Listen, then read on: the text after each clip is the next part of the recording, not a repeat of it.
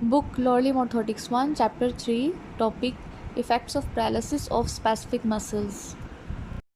Here you can see the picture of the tibialis anterior muscle. It has origin, it starts from lateral shaft and condyle of the tibia.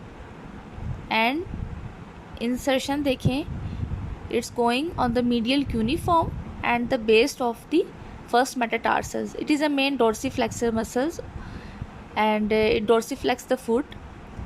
Tibialis anterior and the long extensors of the toes are the principal dorsiflexors of the ankle joint.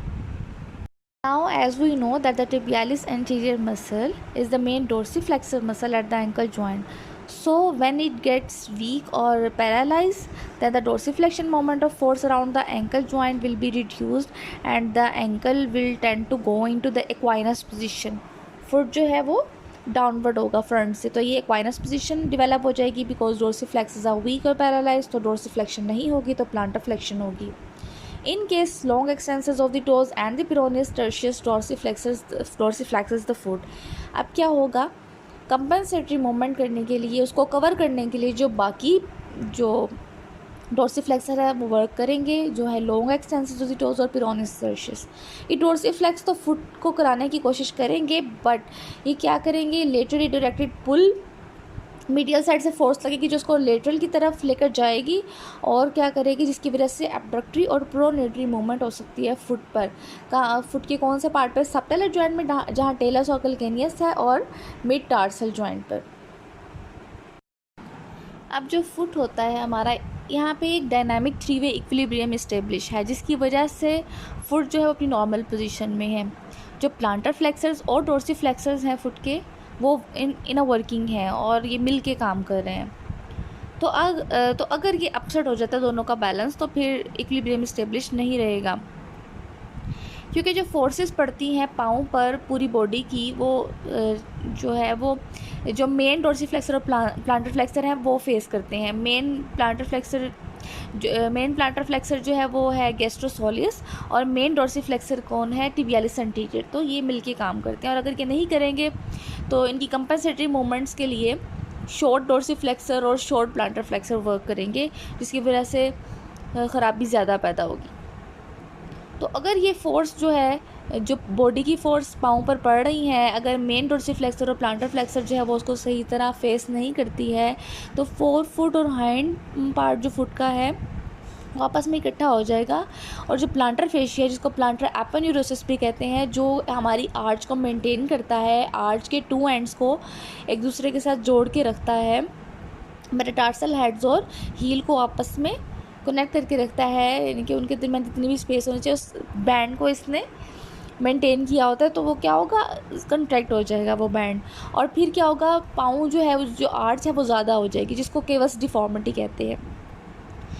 तो understood है कि अब dynamic balance जो है forces का वो upset हो गया tibialis anterior and peroneus longus का. This imbalance tend to produce the forefoot equinus. Forefoot जो है वो एक्वाइनस में जाएगा, और जो दरमियान से जो है वो आर्च ऊपर हो जाएगी, मेटाटार्सल्स पर हाइपर एक्सटेंशन हो जाएगी इस केवस डिफॉर्मिटी की वजह से. और जो है क्योंकि इंक्रीज फोर्सेस पड़ रही हैं, लॉन्ग एक्सटेंसर जो, क्योंकि कंपनसेटरी मूवमेंट हो रही है जो अदर डोर्सिफ्लेक्सेस और प्लांटर फ्लेक्सेस हैं उनकी वजह से. कौन से मसल्स हैं जो एंकल व डोर्सिफ्लेक्सेस करवाते हैं, that is tibialis anterior muscle, extensor digitorum longus muscle, peroneus tertius muscle, extensor hallucis longus. और प्लांटर फ्लेक्सेस कौन से हैं हमारे एंकल जॉइंट पर, गैस्ट्रोअनीमियस मसल करवाते हैं plantar flexion, soleus muscle, plantaris muscle, peroneus longus, peroneus brevis, tibialis posterior, flexor hallucis longus, flexor digitorum longus. ये सारे मसल्स मिलके जो है फुट पर प्लांटर फ्लेक्शन करवाते हैं. अब जो स्टैंडिंग बैलेंस है, टिबियालिस एंटीरियर मसल के वीक होने से स्टैंडिंग बैलेंस पे कितना फ़र्क पड़ेगा, वेरी लिटल इफेक्ट पड़ेगा. इतना क्योंकि डॉर्सिफ्लेक्सर का काम नहीं होता स्टैंडिंग बैलेंस में, तो वो मेंटेन कर लेगा। अगर यूनिलेटरल पैरालिसिस है, सिर्फ एक टांग पर है, एक फुट पर है और दूसरा फुट ठीक है, तो क्या होगा कि कंट्रालेटरल लिम्ब जो है उसको सपोर्ट करेगा, गिरने नहीं देगा, बेस ऑफ सपोर्ट को कर लेगा, सेंटर ऑफ ग्रेविटी को जो है उसकी अपनी जगह पर रखेगा। लेकिन अगर बाइलेटरल पैरालिसिस है तो क्या होगा, उसको वेट लाइन मेंटेन करना उसके लिए थोड़ा मुश्किल होगा, क्योंकि अगर वो जो है एंकल जॉइंट से थोड़ी आगे चली जाती है या पीछे चली जाती है तो आगे गिरने का भी खतरा है और पीछे गिरने का भी खतरा है। ज़्यादातर पीछे गिरने का खतरा है, इसलिए उसको क्विक बैकवर्ड स्टेप लेना पड़ता है। अगर वेट लाइन ज़रा से भी पीछे हो जाएगी, बाइलेटरल वीकनेस है, ज़रा सी वेट लाइन अगर पीछे जाएगी एंकल जॉइंट के, तो उसको क्विक बैकवर्ड स्टेप लेना पड़ेगा, otherwise body have the chances to fall backward. लेकिन वॉकिंग बैलेंस में अफेक्ट होगा, बहुत वॉकिंग में इफेक्ट करेगा अगर टिबियालिस एंटीरियर वीक होगा। तो अगर हम देखें स्टांस फेस में, अर्ली स्टांस फेस में जिसमें हील स्ट्राइक और फुट फ्लैट है, तब ग्रेविटी और मोमेंट ऑफ बॉडी जो है वो उसको प्लांटर फ्लेक्स करवाएगी एंकल को, और this motion is opposed but not arrested by the action of the dorsiflexors. तो डोर्सिफ्लेक्सर्स वीक हैं, इसलिए वो मैक्सिमम प्लांटर फ्लेक्शन को रोक नहीं सकते। और अगर वो सफिशेंट फोर्स नहीं लगाते उस प्लांटर फ्लेक्शन को रोकने के लिए, तो क्या होगा, फुट स्लैप करेगा और आवाज़ भी आएगी। यानी कि जो normally heal strike foot flat के बाद ऐसे होगा, हील स्ट्राइक नज़र नहीं आएगी, फुट फ्लैट हो रहा है ऐसा लगेगा, और स्लैप की आवाज़ आएगी, स्लैपिंग होगी, और ये early part of the stance phase में नज़र आएगी, जिसका मतलब है कि इसके डोर्सिफ्लेक्सर्स वीक हैं, इसलिए प्लांटर फ्लेक्सर्स तो अपना काम कर रहे हैं, जिसकी वजह से स्लैपिंग हो रही है। और स्टांस फेस के एंड पे जब पहुंचेंगे तो एंकल जॉइंट जो होगा 15 डिग्री ऑफ प्लांटर फ्लेक्शन में होगा। स्विंग फेस में क्या इफ़ेक्ट पड़ेगा, वैसे नॉर्मली जो है फुट जो है वो न्यूट्रल पोजीशन में ही होता है स्विंग फेस में, लेकिन यहाँ पे क्या होगा कि सेंटर ऑफ ग्रेविटी जो है फुट पे जो आ रही है वो front of the ankle joint जा रही है, जिसकी वजह से जो है वो ग्रेविटी जो है उसको एंकल को प्लांटर फ्लेक्स करवा रही है। बिकॉज डोर्सिफ्लेक्सर्स वीक है तो प्लांटर फ्लेक्सर जो है वो अपनी वर्किंग करेंगे और प्लांटर फ्लेक्शन की तरफ लेकर जाएंगे। और अगर टिबियालिस इंटीरियर जो है वो फोर्स सही तरह प्रोवाइड नहीं करता अपने कि वो मेन डोर्सिफ्लेक्सर है, डोर्सिफ्लेक्शन नहीं करवाता, तो क्या होगा, एक्सेसिव प्लांटर फ्लेक्शन होने के ज़्यादा चांसेस हैं, एक्वाइनस पोजीशन में जाने के फुट के ज़्यादा चांसेस हैं। और स्विंग फेस में भी अगर ऐसा ही चलता रहा तो टो जो है वो ड्रैग करता हुआ वो आगे चलेगा, और जिसकी वजह से जो है वो नी को भी ज़्यादा बेंड होना पड़ेगा, नी को ज़्यादा फ्लेक्स करना पड़ेगा, और हिपे भी फ्लेक्शन ज़्यादा होगी, क्योंकि वो चाहता है कि उसका टो ड्रैग ना करे।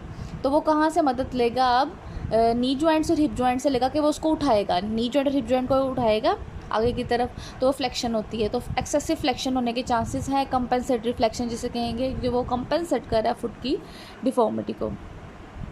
इसका हल क्या है, अगर हम ऑर्थोटिक पॉइंट ऑफ व्यू से देखें तो हम उसको स्टॉप लगा सकते हैं, जिसे कहेंगे प्लांटर फ्लेक्शन स्टॉप, कि वो एक डिग्री सेट कर देंगे उसके कि इस डिग्री से ज़्यादा प्लांटर फ्लेक्शन ना हो, ठीक है। और जब ये मोशन रोक देंगे, एक इसका जो है वो इफ़ेक्ट हो सकता है कि क्योंकि सारी सपोर्ट जो है वो क्योंकि काफ पे बैंड लगाया हुआ है, फिगर 39 में देखें काफ पे बैंड लगाया हुआ है, और जो है एंकल जॉइंट पे स्टॉप लगाया हुआ है। तो जब ये स्टॉप उसको रोकेगा तो सारा वज़न प्रेशर पड़ रहा होगा कहाँ पे, जो काफ बैंड है उसकी बैक साइड पे, काफ जहाँ पे लगा हुआ है बैक काफ मसल पर फोर्स पड़ रही है, प्रेशर पड़ रहा है उस बैंड का। जितनी ज़्यादा फोर्स लगेगी तो हमने with in a tolerable range रखनी है, कि अगर ज़्यादा पड़ रही है तो क्या होगा, वो दब सकते हैं, वो जो पोस्टीरियर काफ मसल्स जो हैं वो उन पर दबाव आ सकता है। तो इसलिए हमें बैंड जो है वो चौड़ा बनाना पड़ेगा, it should be wide enough so that greater pressure distribution हो। लार्ज सरफेस एरिया होगा तो प्रेशर डिस्ट्रीब्यूशन अच्छी होती है। तो एक हमने जो है वो स्टॉप लगाना है डिग्री सेट करके, और काफ बैंड को वाइड बनाना है ताकि प्रेशर डिस्ट्रीब्यूशन अच्छी हो और स्पेसिफिक एक ही जगह पे प्रेशर ना पड़े, प्रेशर डिस्ट्रीब्यूट हो। और दूसरा सोल्यूशन ये है कि हम स्प्रिंग लगा दें। स्प्रिंग क्या करेगा, जो है वो स्मूथ गेट देगा, स्मूथ स्विंग फेस अलाउ करेगा, और प्लांटर फ्लेक्शन भी जो है वो अलाउ करेगा थोड़ी बहुत, और स्लैपिंग से बचा लेगा, जो फुट स्लैप होता है उससे स्लैपिंग से बचा लेगा। In figure 40, M1 is equal to moment of force due to the gravity and inertia that tend to produce a plantar flexion at the ankle, and at the same time the force is exerting by the spring in the ankle assembly produces the counter force M2 that resists the plantar flexion of the ankle. ठीक है जी. अब ये spring किस तरह working कर रहा है इस डायग्राम में शो किया. स्प्रिंग और स्टॉप हम फ्लेक्सिबल डिफॉर्मिटीज़ में दे सकते हैं, but in case of fixed equinus deformity पाँव बहुत जो है वो प्लांटर फ्लेक्शन में है और ये ठीक होने की भी इसकी चांसेस नहीं है, it is a fixed deformity. तो हम क्या करेंगे, एटलीस्ट हम प्रेशर डिस्ट्रीब्यूशन जो है फुट पर अच्छी करवाएंगे कि जहाँ पे प्रेशर टॉलरेंट एरियाज़ हैं उनको काम में लाएंगे कि इन्हीं पर प्रेशर पड़े, क्योंकि इसकी एक्वाइनस डिफॉर्मिटी की वजह से हेड ऑफ मेटाटार्सल्स पर बहुत ज़्यादा फोर्सेस लग रही हैं, बहुत ज़्यादा प्रेशर और वेट पड़ रहा है. तो हम क्या दे सकते हैं, हम हील ऐसी बनाएंगे, हम हील को सपोर्ट करेंगे और मेटाटार्सल एरिया पे शू की करेक्शन करेंगे. मेटाटार्सल पैड या मेटाटार्सल बार दे सकते हैं ताकि वेट डिस्ट्रीब्यूशन अच्छा हो, जो है वो प्रेशर डिस्ट्रीब्यूशन अच्छा हो. नेक्स्ट है गैस्ट्रोसोलियस मसल, जिसे काफ मसल भी कहते हैं. here are two muscles, the gastrocnemius and soleus, and that's why we have called this gastrosoleus. इसको ट्राइसेप्स और आई भी कहते हैं. these muscles कहाँ पे ये these muscles meet at the Achilles tendon and which attaches directly to the heel. Any leg और foot motion uses these muscle. ठीक है, मेन जो इसकी वर्किंग है गैस्ट्रोसोलियस की, प्लांटर फ्लेक्शन करवाता है फुट पर और नी पे फ्लेक्शन करवाता है. तो अगर there is a paralysis of the gastrosoleus, then the dynamic equilibrium around the ankle joint will be disturb because now plantar flexion is not possible. So other plantar flexus muscles will come in front line and they will work. The greater moment of the force developed by the dorsiflexors causes the foot to assume calcaneal position. अब बिल्कुल opposite है tibialis anterior की, उसमें equinus position बन रही थी और इसमें अब calcaneus position बन रही है. मीन्स कि सारा वेट जो है वो calcaneus उठा रही है और फुट जो है वो ऊपर की तरफ किया हुआ है, 4 फुट. अब अगर गैस्ट्रोसोलियस इसको इस एक्सेसिव डोर्सिफ्लेक्शन को नहीं रोकेंगे तो the flexors on the planter surface of the foot can draw the calcaneus forward and the talus is forced into the dorsiflexion and the plantar fascia contracts. There be plantar aponeurosis जो है वो contract हो जाएगा और जब contract होगा तो कौन सी deformity बनेगी, cavus deformity. This is a picture of muscle. It is a side view, sagittal plane में दिखाया है gastrocnemius muscle and soleus muscle. और अगर मेन प्लांटर फ्लेक्सर वीक हो जाएगा, पैरालिसिस हो जाएगा, तो फिर क्या होगा, other plantar flexors will work. There are long flexors and the peroneus longus and brevis जो हैं, ये पेरोनियस लॉन्गस और ब्रेविस मसल जो हैं वो प्लांटर फ्लेक्शन करवाएंगे फुट की, और ये एंटागोनाइज करते हैं tibialis anterior को और पेरोनियस टर्शियस को, क्योंकि वो डोर्सिफ्लेक्सर्स हैं. तो ये जो ये शॉर्ट प्लांटर फ्लेक्सर्स जो हैं ये वर्क करेंगे इसके अगेंस्ट.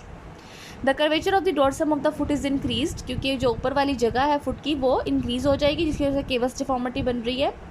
और this tightens the long extensors that pull the toes up into the hyper extension at the metatarsophalangeal joint. Foot के दरमियान में जो लॉन्ग बोन्स होती हैं मेटाटार्सोफेलेंजियल जॉइंट्स, वो अपवर्ड मूव करेंगे, उन पर हाइपर एक्सटेंशन होगी. और इस डिफॉर्मिटी को क्या कहते हैं, केवस डिफॉर्मिटी, हाई आर्च.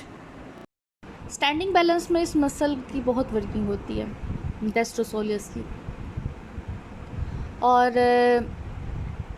क्योंकि यहाँ पर इसने ही मेंटेन करना होता है कि जो वेट लाइन है वो एंकल जॉइंट के फॉरवर्ड और बैकवर्ड ना जाए. अगर फॉरवर्ड जाएगी तो उसे कोई फॉरवर्ड स्टेप लेना पड़ेगा, उसको अपनी बेस ऑफ सपोर्ट जो है वो मेंटेन रखनी है, उसको सेंटर ऑफ ग्रेविटी और वेट लाइन को मेंटेन रखना है कि वो ओवर द एंकल जॉइंट ही है. और अगर पोस्टीरियर ज़्यादा जाएगी तो उसको क्विक बैकवर्ड स्टेप लेना पड़ेगा ताकि जो है वो उसका स्टैंडिंग बैलेंस मेंटेन रहे. तो गैस्ट्रोसोलियस का स्टैंडिंग बैलेंस में बहुत काम है, लेकिन tibialis anterior की इतनी वर्किंग नहीं थी कि वो बैलेंस कर लेते हैं कंट्रालेटरल मसल से. अब वॉकिंग में जो है गैस्ट्रोसोलियस की इतनी वर्किंग नहीं होती है, tibialis anterior की होती थी. अब जो है फ्लैट फुट पोजीशन पे जब पहुंचता है, leg begin to forward over the ankle joint by the time leg reaches the vertical position it means mid stance phase the gastrosoleus show significant activity. तब मिड स्टांस फेस में इसकी activity start होती है थोड़ी बहुत। As the tibia continue to rotate forward over the ankle joint the forces exerted by the gastrosoleus increases until the rotary equilibrium at the ankle joint is momentarily established. At this time, heel is raised from the floor. Continuing activity of the gastrosoleus drives the ankle into the plantar flexion. Except early stance phase, forces exerted by the gravity and inertia tend to produce the dorsiflexion of the foot unless produce enough force to restrain this dorsiflexion. तो अब क्या होगा, during last part of the stage, जब last part पे पहुंचा stance के, there will be a reduction in the downward and backward force that exert against the walking surface. तो अब इसका ऑर्थोटिक ट्रीटमेंट क्या होगा? सिमिलरली जैसे हमने टिबियालिस एंटीरियर में प्लांटर फ्लेक्शन स्टॉप दिया था, यहाँ हम डोर्सीफ्लेक्शन स्टॉप देंगे। और हमारे इस स्टॉप देने के पीछे गोल क्या होंगे कि एक तो हमने मोशन लिमिट करनी है, बॉडी को फॉरवर्ड फॉल होने से रोकना है, बैकवर्ड फॉल होने से रोकना है, वेट लाइन को मेंटेन करना है और एंकल जॉइंट पर, ताकि उसकी जो स्टैंडिंग बैलेंस है वो डिस्टर्ब ना हो। और क्योंकि स्टैंडिंग बैलेंस में बहुत ज़्यादा रोल होता है, तो स्टैंडिंग बैलेंस मेन हमारा गोल है कि यहाँ पे हमने स्टेबिलिटी प्रोवाइड करनी है। और जो है provide counter force that limits the forward motion of the upright when the force is inadequate and stop dorsiflexion moment at the ankle joint, then the patient will fall forward. तो हमने उसका standing balance जो है वो maintain रखना है। हमने उसके weight line in front of the ankle joint और back of the ankle joint नहीं जाने देना। अब ये स्टॉप के साथ ऊपर बैंड भी लगा होगा। अब ये बैंड क्या करेगा कि जब बॉडी जो है वो आगे की तरफ जाने, सेंटर ऑफ ग्रेविटी जब आगे की तरफ जाएगा, ज़ाहिर है सेंटर ऑफ ग्रेविटी जहाँ जाती है बॉडी वहीं मूव करती है। तो when the body starts to sway forward, the front of the leg will press against the front of the band. ठीक है, बैंड की मदद से जो है वो फॉरवर्ड से रुक जाएगा और बेस ऑफ सपोर्ट अपनी जगह पर रहेगा। स्टॉप का ये फ़ायदा होगा कि ये नी पे भी एक्सेसिव फ्लेक्शन को रोक देगा at the end of the stance face. लेकिन ये पुश ऑफ को इतना असिस्ट नहीं करता। पुश ऑफ जिसमें हील ऑफ और टो ऑफ है उसके लिए स्टॉप इतनी वर्किंग नहीं करता, लेकिन एटलीस्ट जो मेन गोल है हमारे उसको कवर करेगा।